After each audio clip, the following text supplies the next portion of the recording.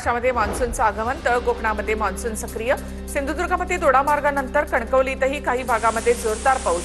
कणकवली तालुक्यामधील कुंडाघाट, उमरठ तसंच सह्याद्रीच्या पट्ट्यामध्ये पावसाची जोरदार हजेरी. वाशिम जिल्ह्यामधील मानोरा शहरामध्ये मान्सूनपूर्व पावसाची हजेरी. अचानक झालेल्या पावसामुळे वातावरणात गारवा, पावसामुळे उकाड्यापासून काहीसा दिलासा. अकोला जिल्ह्यामध्ये मान्सूनपूर्व पावसाच्या जोरदार सरी. ग्रामीण भागामध्ये केळी बागांना मोठा फटका. आज आणि उद्या काही ठिकाणी विजांच्या कडकडाटासह पाऊस बरसेल.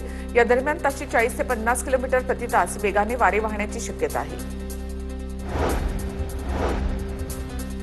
माजी आमदार वैभव नाईकांच्या मालमत्तेची एसीबी चौकशी. वैभव नाईकांच्या मालकीच्या दुकान गाळ्यांबाबत सविस्तर माहिती मागवण्यात आली. एसीबीने कणकवली नगरपंचायतीला पत्र लिहून ही माहिती मागवली आहे.